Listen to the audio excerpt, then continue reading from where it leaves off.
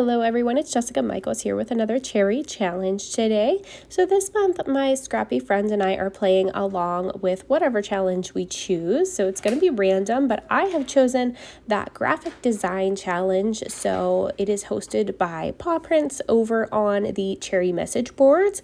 And the graphic design challenge features a couple different advertisements this month to use and gain inspiration from. So I have chosen that Barilla ad that has the beautiful dark blue background and the hearts in various shades of pinks and reds. So I'm going to mimic that here with my layout using those colors.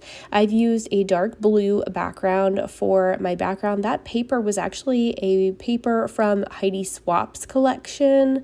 I can't remember the name of it offhand. I think it's called Set Sail, actually. I think that's what it's called. But I'll check and I'll put a link for it down below if it's still in stock.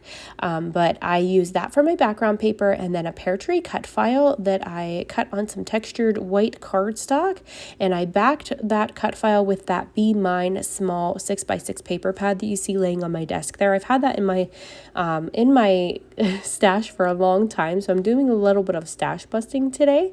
But this collection, I had previously cut out some of these beautiful little die cut hearts with my Big Shot machine for another layout. So I'm actually just using them up on this layout. I love when I can do that, when I can reuse, recycle, and use up some of my supplies. So that's what I'm doing here today. I'm not going to cut any more additional hearts, even though I definitely could have for this layout to fill it in, but I'm going to grab some other supplies and fill in instead.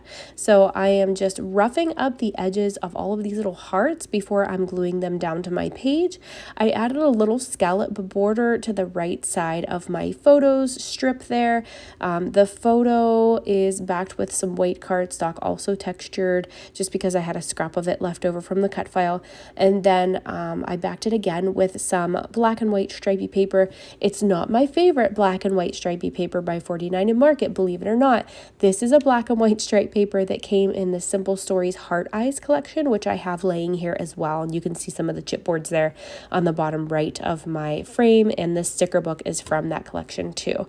So I'm going to be picking and choosing different things that I am just kind of mixing and matching here.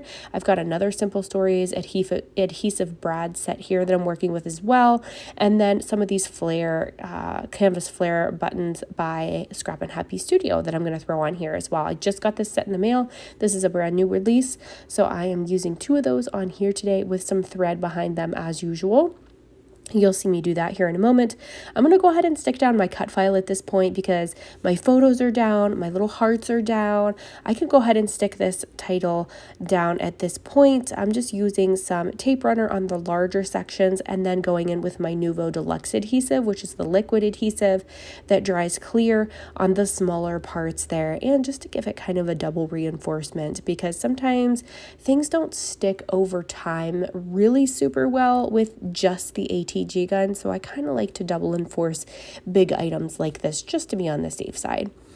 I've got some water here. I'm going to grab some white acrylic paint and just water down a little bit of that paint and flick it on with my paintbrush to create some white splatters. I just like the way that that kind of breaks up a layout and gives a little extra pop of something on the layout itself, a little bit of added interest, and breaks up all of those elements. I forgot to stick this heart down, so I'm going to go ahead and rough up the edges now and go ahead and get that stuck down. I did use some 3D foam squares on those small hearts just to pop them up off the page and give them a little bit more dimension.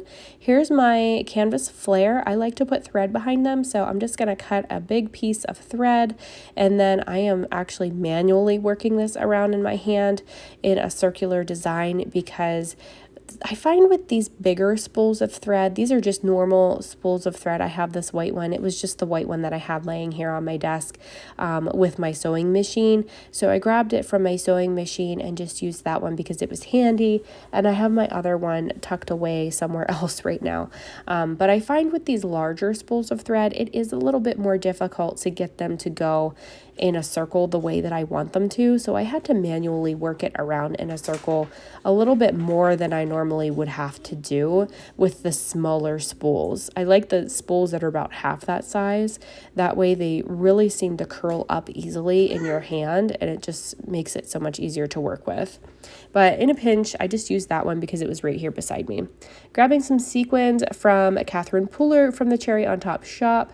I think this one's still in stock, so I'm going to link this one down below for you in case you want to grab it. It's a beautiful mix of pinks, and I just love these shades of pinks.